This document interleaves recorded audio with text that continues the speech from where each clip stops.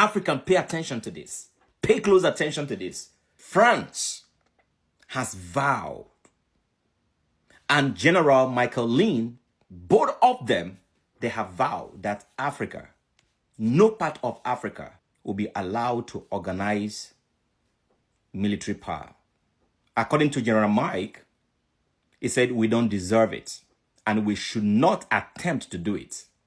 If Zelensky said, don't touch anything that got to do with me and I will continue to attack, and France says, oh, you are doing the right thing, we back you up, we're going to supply anything. NATO said we're going to supply everything to make sure that you stand. Let's assume that Captain Ibrahim Traoré said, I'm going to keep attacking France until they back out of Africa.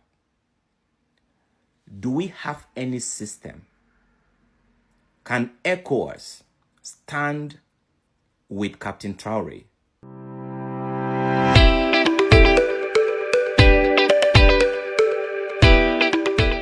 Welcome to GhanaPlusTv, the digital heartbeat of Africans' truths. This is more than a channel. It is a movement. A space where African stories are told by African voice. Raw, rare, and unapologetic. From culture to current affairs. From untold story to breaking news. We bring you the narrative that matters. The ones mainstream media skips. The one that shapes our identity, our power, our future. If you are looking for truth, pride, and perspective, you are in the right place. Subscribe, like, share, and stay connected.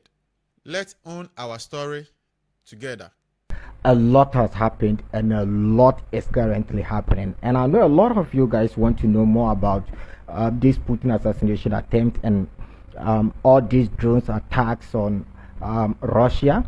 Well, I'll do my possible best to do justice to the current events happening. So let's start from Vladimir Putin failed assassination attempt.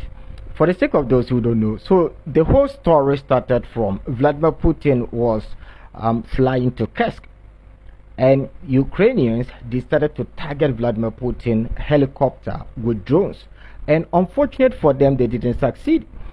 Well, this is the president of Russia, and of course he's not going to lose guard, especially in times of war. Putin, of course, is a smart man. He knows very well that the West, the Americans, there are a lot of people who actually want him gone.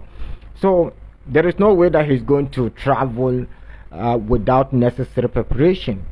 So lucky for him, he prepared ahead of time. But you see, there are consequences. Yes, when you try to assassinate the president of Russia and it failed, there are consequences. There are consequences to every action. So when Ukraine allowed themselves to be used by United States, they paid the consequences. It started from day one. Whenever Ukraine allowed themselves to be used, they pay the price. It started from Crimea Bridge. I hope you guys remember about 2 years ago when the Russians warned Ukraine repeatedly, don't attack the bridge. They went ahead, they attacked the bridge. The Russians decided to launch over 100 missiles on Ukraine. But if you observe whatever happened in the Crimea Bridge or the attack on Crimea Bridge, it was basically United States running the whole show. But Ukraine paid the price because they've allowed themselves to be a tool for destruction. You see, the Russian officials are really reluctant. But if you observe them from day one, they've always been this way. Now, let's talk about drones. You see, we've gotten to a point in this war that the Ukrainians and the Russians, they are both using drones. But the Ukrainians use these drones on daily basis. It's kind of like all the time. They are trying to land these drones into Russian mainland, but they barely go through. They barely go through because the Russians have been dealing with drones from day one. So their engineers quickly went to work. They came up with, measures to take down these drones. Now, the Russians have a full team. When it comes to their air defense system or their air defense, they have a full team who take down drones. That is what they do. I once spoke about the zero laser weapon, the first laser weapon to be used in rare combat. I'll talk about that later. But in the beginning of the war, or even before the war began, Russia had no department for drones. No, they didn't. So Russian air defense systems were meant to take down, airplanes, ballistic missiles, real missiles, not drones. So in the beginning, Ukraine was able to penetrate Russian air defense systems because Russia had no department meant specifically for drone. And note, the scale in which we are seeing drones being used in this war has never happened in any combat, in any war. This is quite different. This is on another scale. One thing I've observed is, you see, the Ukrainians, they launch their attacks on daily basis. So the Russians are always kind of like they are on defensive, right? And the Ukrainians are always on offensive. Now, the Russians always wait for 2 weeks or 3 weeks or a month, and they will launch big attack on Ukraine. And the reason they do that is because the Russians just they don't just launch only drones. They launch ballistic missiles, hypersonic missiles, they launch cruise missiles, they launch drones. In fact, some of the drones are even Soviet era drones. So it is combination of different missiles that the Russians always launch, and whenever they launch, they take their time to assess the damage before they launch the next one. That is one thing that I personally have observed, right, since the start of this war. So you can check all the drones that Ukraine is launching. It barely goes through. If all these drones are to go through, I don't think Moscow or St. Petersburg should still be on the map. They barely go through. The Russians have become so good in drone warfare to the point that the West is even amazed. Everybody is quite surprised. Before the start of this war, the Russians barely knew anything about drones. That is why they were using Iranian drones, right? But today, when you look at the scale, when you look at the level in which the Russians have actually moved forward when it comes to drone warfare, is quite astonishing. When you go to Russia, they give contracts to private contractors, right? So this whole idea that the Russians are super communist, they are trying to control everything through the government, blah blah blah, is absolute nonsense. No country has ever achieved real communism. Communism don't exist. Whatever you see, China, Russia, Vietnam, all these countries, none of them has been able to achieve real communism. That is a topic for another day. You see, my point is simple. The West has brainwashed a lot of people to believe that when it comes to the West, there's diversity, people, great staff, and they are not controlled by the government, blah blah blah. You'll be shocked to know that if you go to Russia, it's equally the same. Today, the Russian government is giving defense contracts to private companies. So what was the conversation again? What was the Western media trying to tell everybody, that the Russians are communists? Look, communism doesn't exist. It's just like democracy. Democracy don't exist. Let's put that aside. That is a topic for another day. Guys, there's a lot for me to cover. Don't forget to hit on the like button. Shalom. See you guys in the next episode. President Zelensky vowed that he will do anything to make sure that Russia is incapacitated. The series of attacks that will come unannounced, according to him, is going to be overwhelming in days and weeks to come. Just like the one that happened about 24 hours ago. So that is just an intro to what is about to happen. Putin was shocked. Russia was unaware. In the midst of peace talk, preparation for meeting to end or to cease fire, Ukraine launched an unimaginable, overwhelming attack on Russia. And here is what Zelensky said.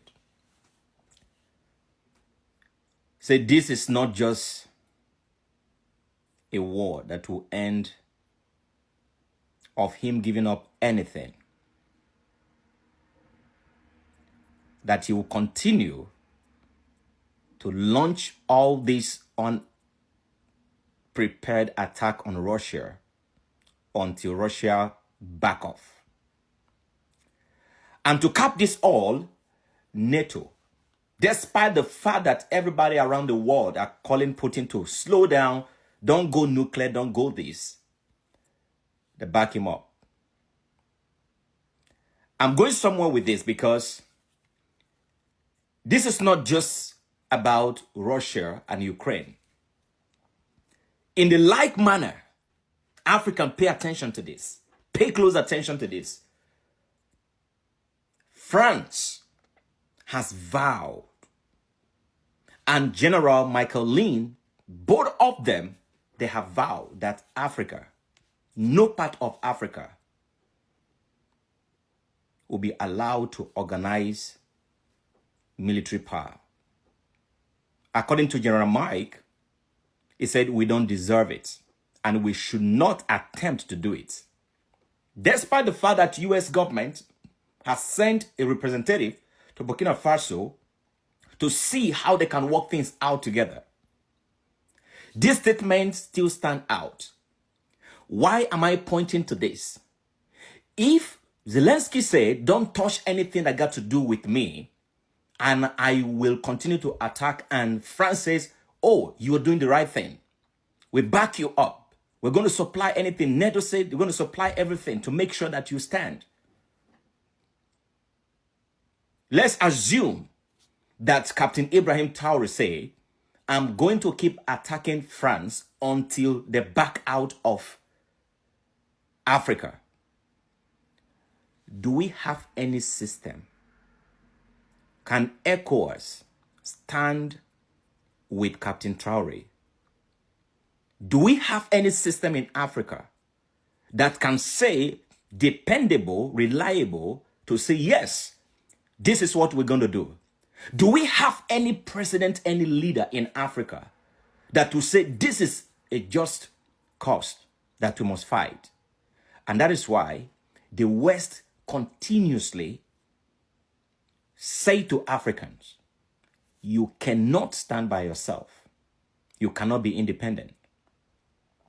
That is why they are proud to say whatever they want to say, because they know when our people are divided, no matter how powerful they are individually, as long as they remain divided, they won't be able to do much. When Macron looked at what has happened in Russia the past 24 hours, he says, this is one of the major reasons why we must not allow Africa to be militarized. We must do anything to destabilize Africa from becoming a power, a force. Now, what do we do as Africans? It's time for us not to just look at Russia or Ukraine or France. It's time for Africa to unite. Ukraine has drones. They have chains of drones that rains on Russia. That is their own power. As Africans, what is our power? What is our power? Attacks is not always about drone, weapons, bullets, and gun. There are other attacks on Africa. What is our strength? what do we run to? How do we defend ourselves? Unity of vision, unity of purpose. That is the only way. That is the only way we can defend ourselves. If you love Africa and you want Africa to unite in purpose, in vision, I want you to like this. I want you to share this. I want you to follow. The best thing you can do right now, there are a lot of secrets, a lot of things that will be rolling out. I told us a week ago that there are things that are going to come. Some of them are beginning to happen. You're beginning to see them. Some of these things are not new to some of us. We know they are going to happen. Distraction. Putin was distracted. He was obviously distracted. And he let down his guard. And that is when this dangerous guy made that move. Africa, it's time for us to unite. A lot of things that are going to come in the subsequent months and weeks, I won't be able to release them right now until we have substantial number of people on this platform. At least we want to take this platform to a minimum of 100,000. So if you want to be part of this campaign, I want you to share this. Let's build this platform to get at least to a minimum of 100,000 followers. When that is done, some of you are sending me messages. You want to be part of the movement. You want to know the next move right now. This is the next move. Let's take this platform to 100,000. Once it gets there, I will begin to send out link. Don't worry. We are in here together. We're going to solve Africa problem in a unique way, in a smart way. No one will be left behind. It is our time. It is our season. God bless you.